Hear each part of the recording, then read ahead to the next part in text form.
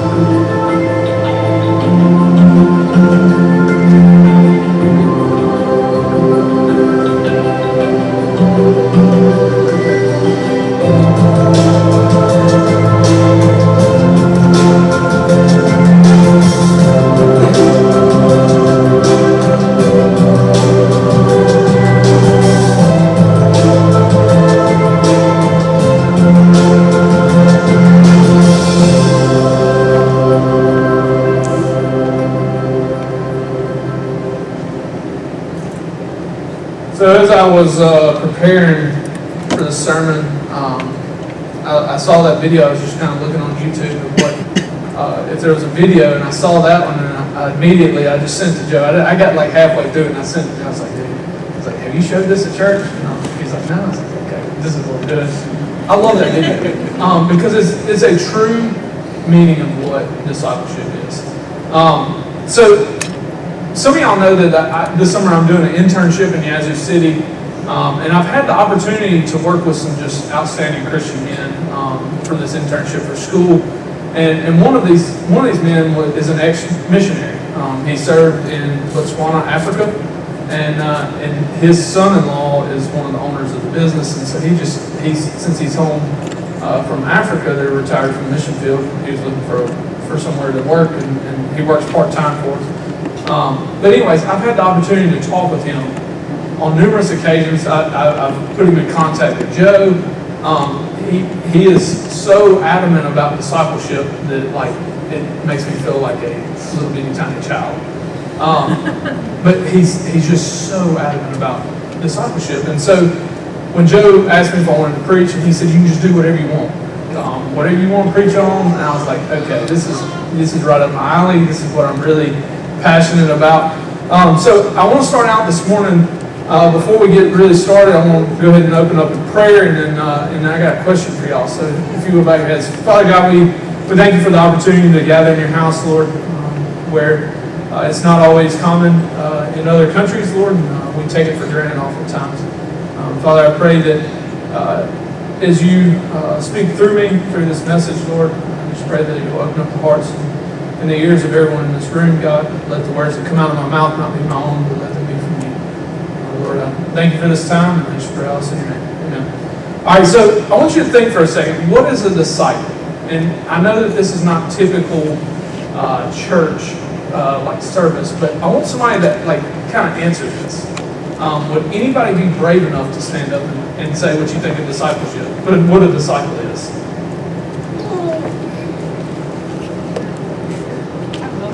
Okay, go ahead. I think it's mostly a teacher, someone to help bring people to Jesus, to teach them about the way that they should live their lives and to know the path that they should be on. Absolutely. I mean, you look throughout the Bible, all throughout the New Testament, and you see the 12 disciples, right? modeled what a disciple looks like, a disciple of Christ looks like. So I want you to now think about what discipleship looks like. I want to answer that. Okay, so in my opinion, what discipleship looks like is someone more mature in the faith coming alongside someone that's less mature in the faith to help show them what a godly life looks like, to help show them what a healthy prayer life looks like, and a healthy reading time looks like, healthy quiet time. Somebody that comes alongside someone younger in the faith and less mature in the faith, that comes beside them and says, "Hey, let me help you out. Let me come alongside you. I've been through some of that stuff." We were talking about in Sunday school this morning about, a lot of times when we're kids, when we're teenagers, we don't want to listen to our parents because we think that we know what we're talking about. When, we were talking about, one of the points made was, well, they went to school so many years ago and now, they think that they know what's going on in school now. They do. That's the thing. But we think that we know what's going on. Same thing with us in our faith.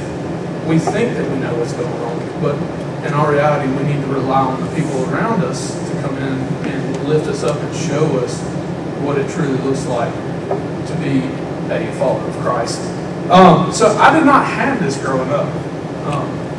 When I was 12 years old, I got saved at a church camp, and that was it.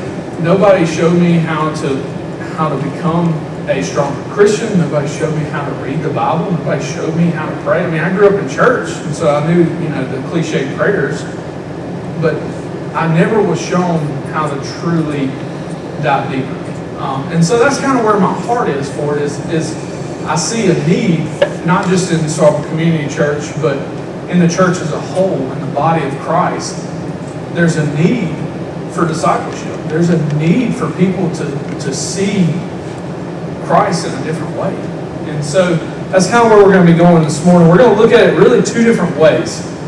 First, we're going to look at it from kind of the perspective of Jesus and what we see in His Scripture, and then how do we apply it to our own life, to our own personal life, and how do we apply it to our church. So if you have your Bibles, go ahead and flip to Matthew chapter 9. We're going to be in verses 35 through 38 first.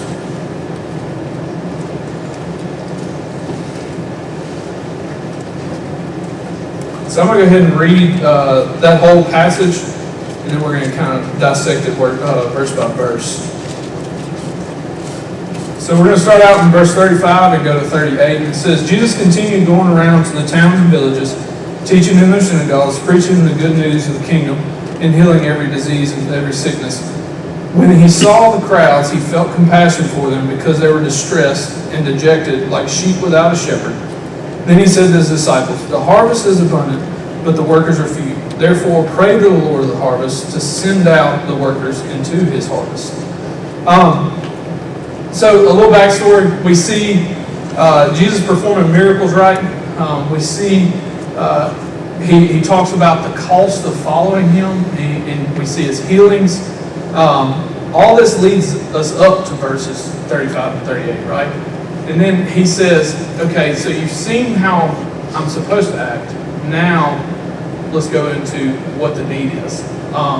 So, verse 35, we see kind of a model of what a missions-minded life looks like, right? Flip back there. Okay, so verse 35, it says, Jesus continued going around to all the towns and villages, teaching in their synagogues, preaching the good news of the kingdom and healing every disease and every sickness. So, kind of want to focus in on. It says Jesus continued to go around. This was an everyday everyday activity for Jesus, right? This was something that he was doing every day. It wasn't like most of the time we grow up and we think that missions involves us going to another country, right? That's great. I love going on to the mission fields, especially in a foreign country. It's a lot of fun, and it's awesome to see how God's working there. But Jesus is modeling for us what it looks like to be on the mission field in your everyday life. He's modeling when he's walking down the streets and he's healing people and he's showing people who he really is just by his actions. And then we go to verse 36. Jesus is passing by them, and we see, he says, when he saw the crowds, he felt compassion for them because they were distressed and dejected, like sheep without a shepherd. So first off, we see two things really. So we see Jesus displaying what a Christian life looks like, right? Now we see a problem. We see an issue, and Jesus is passing by and he feels compassion for these people. He sees a problem, a lack of leadership, a lack of knowledge, and which results in lostness, right? These people do not know who Christ really is. So we see that he displays what a Christian life looks like. He then goes on to see a problem, and then he turns to his disciples in verses 37 and 38, and he says probably one of the most, I would say, profound verses, even for modern day, but especially for then. And he says in verse 37, then he says to his disciples, the harvest is abundant, but the workers are few. Therefore, pray to the Lord of the harvest to send out workers into his harvest. So if you grew up in small town, rural Baptist church like I did, you probably heard this sermon, right? And for me growing up, I heard it many times. Every time a missionary would come off the field and come try to raise support, they would usually give this passage. Or when we had, I don't know if y'all had it, we had the Missions Emphasis Month, where we would make a push to raise money for missions. And so I never truly actually saw the plan that Jesus had as we're fixing to look at until the other day. So y'all remember me talking about Mr. Robert, the man that I work with. So we were talking about discipleship and all that, and I told him, I said, I'm going to preach on discipleship, but I said, I have no clue what verse I'm going to use. And I said, I'm just torn between what verse to use. And he said, it's funny because he said, I just read this morning a passage that I've never seen it this way before. And I was like, okay, well, what is it? And he told me this passage. And he said, I never saw the difference between Jesus seeing the problem and then Jesus creating a solution for the problem, right? And I said, look, can I use that? I said, that's awesome. So I just want y'all to know this is not all my thoughts. But he was like, yeah, absolutely. And so this is kind of where I'm coming from with it. Jesus says, that the harvest is abundant, but the workers are few. Therefore, pray to the Lord of the harvest to send out workers into his harvest. What follows this part of the passage is kind of the key to it. Because like I just told y'all, we have Jesus displaying the walk, right? We have him showing us what it looks like to be a Christian. And on the other hand, we have a problem that he has compassion for. He sees the lostness. And I want y'all to think about for a second before we move on the part of lostness. He sees the lack of leadership, right? And think about in your own life. As I was preparing for this, I was thinking about it. How many times do you not sit back and see the lostness around you? How many times are you so busy that you miss it? I was thinking about that last night, and then I went to Walmart. And this was at 10:30 last night. I went to Walmart and had to get a few things. And as I was walking around Walmart, I was thinking about the lostness, and it opens your eyes to a whole new, just a whole new thing. I mean, you start to see things for in a whole different perspective. You see the attitudes that people have. Instead of going, well, I can't believe they're having that attitude, you go, they might not know Christ. That could explain the attitude that they're having. Or they might just be having a bad day. That could explain the attitude they're having. But you see things in a different way.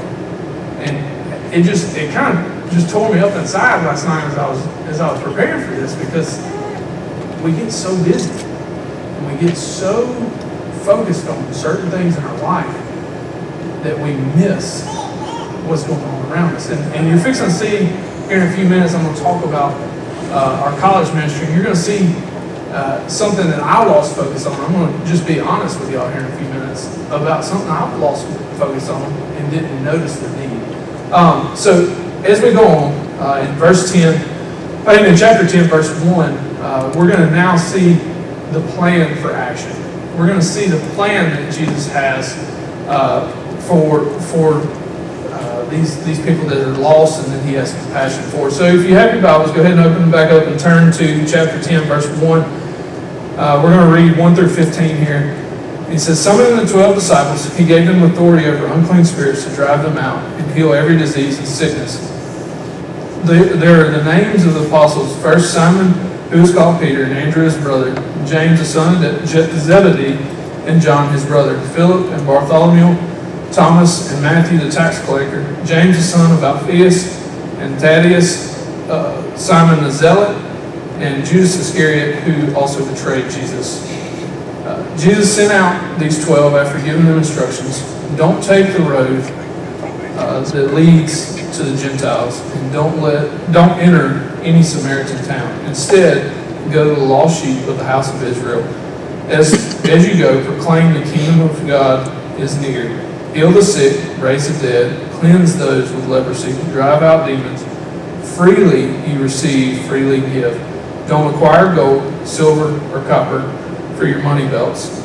Don't take any traveling bag for the road, or an extra shirt, sandals, or staff for the worker. For the worker is worthy of his food. When you enter a town or village, find out who is worthy and stay there until you leave. Greet a household when you enter it, and the household is worthy, let your peace be on it. But if it is unworthy, let your peace return to you. If anyone does not welcome you or listen to your words, shake off the dust off your feet when you leave that town or house. Truly I tell you, it will be more tolerable in the day of judgment for the land of Sodom and Gomorrah than for that town. Okay, so in verse 1, we see him give authority to the disciples. And then you see in verses 2 through 4, he lists off the disciples' names. So that's a key thing for us as Christians to see him give authority to his disciples. This is pretty much the commissioning of the disciples, right?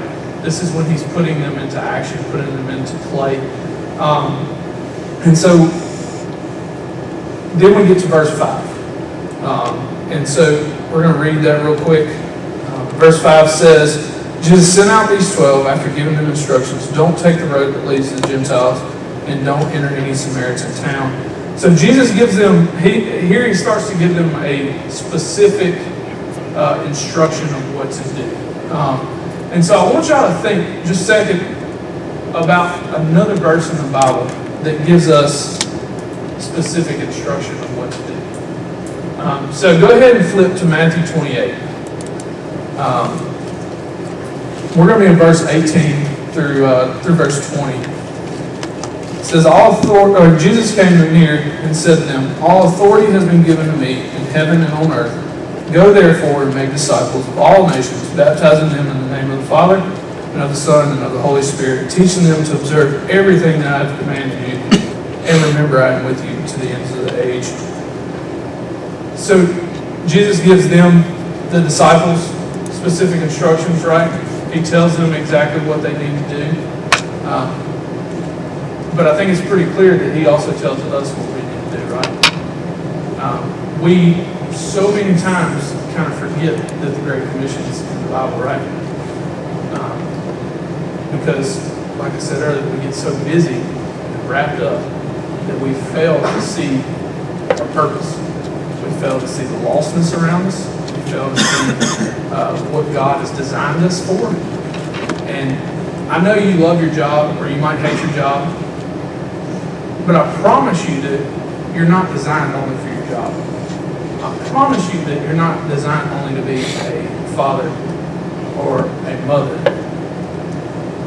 Your design was simply to make Christ's name known. Our purpose here on earth is to proclaim who He is. And that's it. The other stuff is part of our life that is here on earth. It won't go anywhere. But when we die, when we stand before Christ, He's either going to tell us, "Well done, thy faithful servant," or "Depart from me, you evildoer."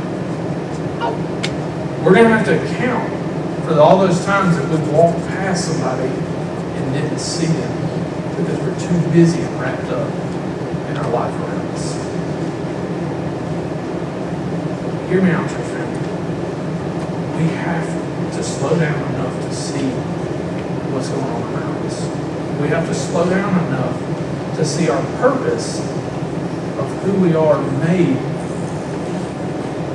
and what our purpose is and what it's meant to be here on earth. So flip back to verse 7. Verse 7 says, "As you go, proclaim the kingdom of heaven has come near." Jesus is saying, as you're walking throughout your day, I remember right there in verse 35, he displayed what it means as you go, right? We talked about that. He says, as you're walking throughout your day, as you're going to work, as you're going to the grocery store, as you go through your day, you're meant to glorify Him. You're meant to proclaim that the kingdom of heaven is near. You're meant to proclaim who I am in your life. That's our purpose. Your purpose is not to go to the grocery store. Your purpose is not your job. Your job is to proclaim God. Proclaim who He is in your life. So in verse 8, he says to go and heal, right? We're going to see in verse 8, he says, "Heal the sick, raise the dead, cleanse those with leprosy, drive out demons. Freely you receive, freely you give. Don't acquire gold and silver or copper for your money belts. Don't take extra traveling bag for the road or an extra shirt, sandals, or staff, for the worker is worthy of food." Okay, so I want to kind of focus in real quick on this. He's not meaning that he's forbidding them to make money or carry money or anything like that. What he's trying to focus in on is your purpose is this missionary journey. Your purpose is to go proclaim that the kingdom of heaven is near, right? Your purpose is not to go and acquire gold, silver, and copper, so not to go make money, not to go work. And so, although we have to have money to work, right? To live, that's not our purpose. Yes, we do have to work. Yes, we do have to go and sit behind a desk or go out to the field and work. But that's not the main goal here. And then in verse 11 and verse 12, he says, "When you enter a town or village, find out who is worthy there and stay there until you leave. Greet a household when you enter it. And if the household is worthy, let your peace be on it. But if it's unworthy, let your peace return to you." So what he's saying is go into the village, find who can take care of you, who can help you along the way financially, with food, whatever. Find that person in there. If there's no one in that town, then shake off your boots and go home, And then in verse 14 and 15, he goes into, he's telling us that it's okay if there's no one there that accepts the gospel. He says, verse 14, "If anyone does not welcome you or listen to your words, shake the dust off your feet when you leave that house or town. Truly I tell you, it will be more tolerable on the day of judgment for the land of Sodom and Gomorrah than for that town." Okay, so I want you to hear me out, church family. Mission's super important. It's super important for us as Christians. But I want you to understand that it's okay if somebody doesn't hear it, if somebody doesn't respond to the gospel. Our job is not to save them.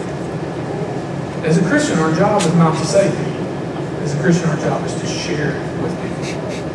It's to share who Christ is. And then it's between them and Christ to whether they're going to accept it or not. But I want you to understand that it's not always easy to let that sink in and go, okay, that person did, accept Christ. Well, that doesn't mean anything. If as long as you share it, you feel like you got the gospel across to them, it's okay. That's all you can do. You can't save somebody.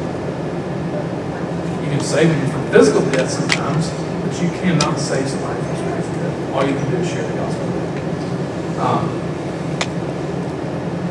As we kind of wind down the looking at the biblical side of it, I want you to think back to Matthew 28, to the Great Commission. We were probably all raised up hearing it, right, in church. But I want you to think about where in the Great Commission does it say that it's our job to save people? It doesn't. It's our job to go tell others who Christ is. It's our job to make His name known. So as we go on, we're going to go on to the part of how does this relate with Salt Community Church. So coming from two different perspectives, we're going to look at from the youth side, and we're going to look at from the college side. So there's really three main things I think that are super important, super vital for our Christian life. One is corporate worship, which is kind of what we're doing in here right now. Right? Corporate worship is the gathering together as a large group to worship the same God, to lift each other up, to grow with each other together in a large group setting. Then you have small group Bible study, right? So we have that also for adults, for college, for youth, for kids. If you grew up in Mississippi or in the South, you call it Sunday school, right? If you called it anything else, you got spanking for it. But we have that. We have corporate worship. But the one thing that we're lacking more than anything in our college and in our youth is the one-on-one discipleship. And so that's kind of where we're going to focus my heart in today. And kind of let y'all know of the needs that are in both of those ministries for that. So remember I told you I was going to be honest with y'all. I have been so busy over the past year. So for some of y'all, you know that we launched our college ministry in August, right? It's just taken off from there. And we've been so busy and so caught up, that I have failed to see some of the needs that are in our college ministry and our youth. And one of those needs is one-on-one discipleship. So the other day I had a college student, a couple weeks ago, I had a college student send me a text and say, hey, I'm really looking for somebody to mentor me, to come alongside and disciple me. And do you know of anybody in the church that would be interested in doing that? And that's kind of that light bulb moment for me. It clicked that I've been so wrapped up and so consumed with everything else that's going on around me that I failed to see the little needs that really turn into the big needs.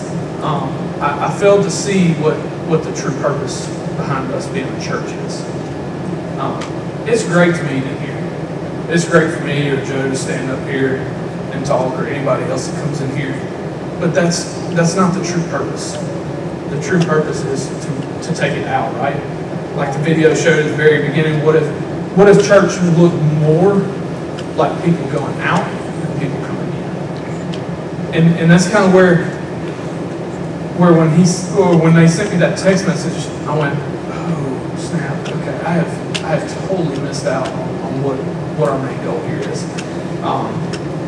So I want to ask you a couple questions and just kind of jog your memory a little bit. So think back over the past year. Think back over this summer. We still have some college students here in town. We have our youth still here in town. But I want you to think back at the involvement that both our youth and college have been a part of our church. Our youth and college are putting in the effort. They're, as Joe would like to say, they're putting skin in the game. They're putting in the effort. They're putting in the risk. They're wanting to get involved and do whatever it takes to to be a part of the body of Starkville Community Church, right? So I want you to think about, what are we doing as a church that is matching that effort?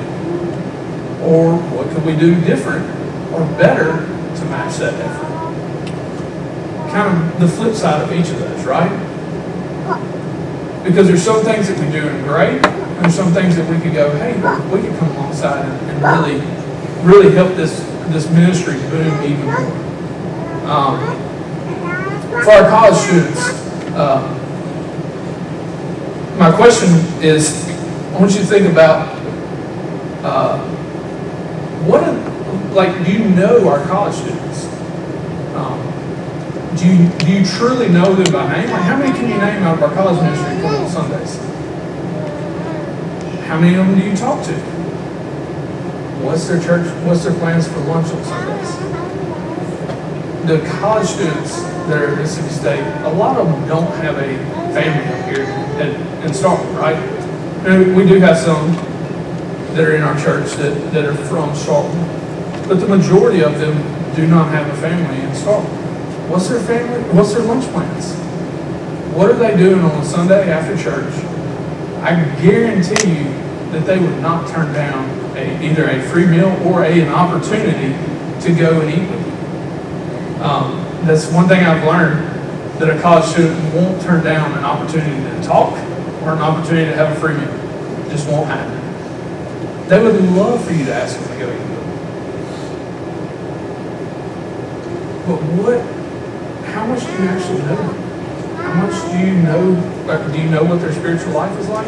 What are they struggling with? I mean, most of them would be more than happy to share with you if you just ask them. All we got to do is just say, hey, what's going on in your life? How can I pray for you this week? It doesn't take a whole lot of effort to match what they're doing. So I don't want to sound like I'm just hammering at y'all, but I do want you to understand that there's needs in both of our ministries. So now to talk about the youth. We might be small, we might not have a whole lot, but holy smokes at the spiritual maturity that's in our youth group. Joe talked about Super Summer a little bit with y'all a while ago. So Super Summer is a camp that is put on by the Mississippi Baptist Convention Board. It is for leaders only. It's not open to the public like we've been going to Student Life Camp, which is open to anybody.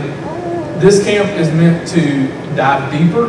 You still have the games and you still have the fun of church camp, but it's meant to go even deeper than any camp. You have to fill out certain requirements for being able to go to the camp. You're not allowed to go if you don't have 2 letters of recommendation. You're not allowed to go if you haven't given your testimony. These things are in place so that these students that are wanting to know more about the gospel and wanting to dive deeper can go. And I just want you to know that every one of our youth are going because they wanted to go. Now, think about for a second though. Most of these youth have grown up in Starkville Community Church, right? Or have been here for a little while. But how well do you really know them? Do you just know their name? Do you know their parents? Or have you heard stories from their parents? Do you actually know what's going on in their life?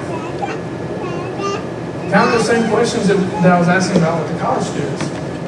What are the needs in the youth ministry? We have corporate worship. We have small group, which one of the girls' small group is led by a college student. Imagine that. What are the needs though? How can you come alongside? They need one-on-one discipleship. They need people to come alongside and show them what a godly life looks like, what a healthy prayer life, a healthy Bible reading life looks like.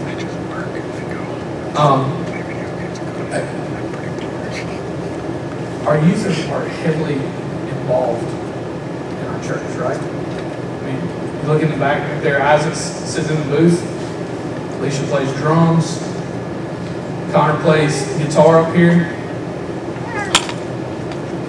It's widespread with both of the ministries that people are involved. So it's our job as a church to come alongside. It's our job as a church to make an impact in their life. Because both of these groups, I promise you, are at such vital times in their lives. For college students, they're out of mama's house, right?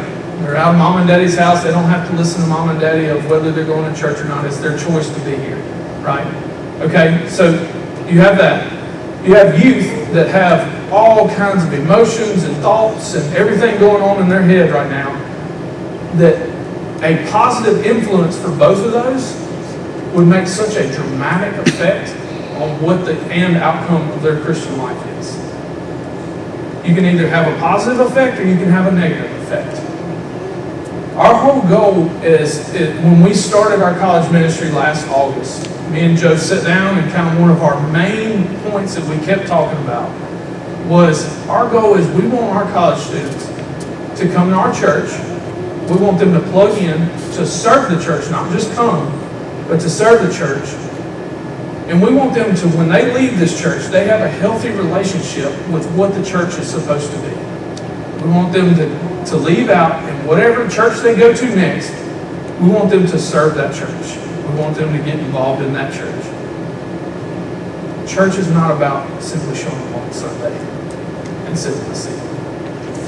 Church is about serving. That's what we're called to do. We're called to serve. So, church family, our students have needs. It is our job as a church to serve them. It's our job as a church to match those needs. They have needs for one-on-one discipleship, just like that student texted me and asked if I knew of anybody that would be interested in discipling. Our students in our youth ministry, the same way. They need somebody to disciple. They need somebody to make an impact on their life in some way. Find out who these students are. Get to know them. How many of them do you know? How many of them have you talked to? Do you talk to them on a weekly basis? Or is it just hey, how's it going? I don't know your name, but, or, like the old Southern way of, hey, bud, how's it going? Shake their hand with a bud because you don't know their name. That's kind of personal, but not enough.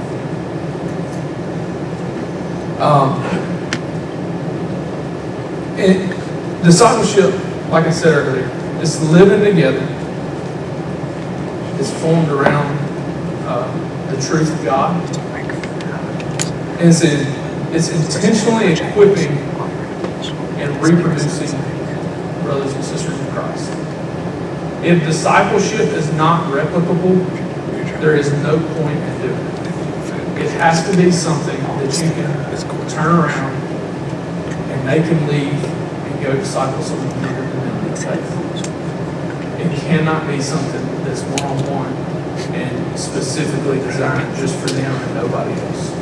It's got to be replicable. It's got to be something that can go out and be repeated over and over and over and over. It's real simple. It's not hard. It's not difficult. I promise you. In coming alongside these students, it produces a form of accountability for us. It hurts. It's accountability that's not a lot of fun. Because to effectively disciple others, we have to be in the Word ourselves. We have to have a healthy prayer life. We have to be modeling, just like Christ modeled for his disciples. We have to be modeling what a Christian life looks like, what a healthy Christian life looks like. Because we're showing others how to follow Christ. We're showing others what it means to live for Christ on a daily basis. So as we close, my challenge for you is to serve these students. These students need someone to come alongside them. These students need you, church family, to come alongside them, to lift them up, to get to know them, ask them out to eat. Like I said, I promise they won't turn you down. I promise. They love food. Just come to any living room because they eat everything that we ever bring. But they need more mature Christians to come alongside them and lift them up. They need that one-on-one discipleship. There's multiple ways that you can serve both college and youth. And if you'll let me know, I promise I'll plug you in. I promise, I'll be more than happy to. Okay, so on the card that you were passed out earlier, Ari, if you go ahead and come on back up. On that card, there at the very bottom, there's a little gray box, and there's a couple of different options here. One is connection ministry, children and youth group ministry, worship ministry, creative arts. Church family, hear me out real quick.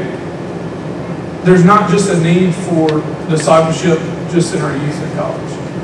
There's a need in our kids. There's a need in our adults. The whole entire church, not just Starkville Community Church, but the body of Christ, has a need for discipleship. And it's our job to change it. It's our job to put in motion a way to change it. I want you to bow your heads real quick as we kind of close with prayer and everything. I want you to start praying real quick about how you feel like the Lord is leading you to respond to this card. Some of you might already know exactly how you need to respond. Some of you might, God already has laid it on your heart of what you need to do. And some of you might not have a clue yet, and that's okay. But I want you to respond in some way if you can. There's a need, and it's our job as a church to fill it. There's a need, and it's our job to fill it. I'm going to be down front after the service is over. If you want to come talk to me about how to get plugged in with youth at college, come talk to me. Joe would love to talk to you about how to get plugged in anywhere else in the church. It's our job to serve the church. It's not our job to show up.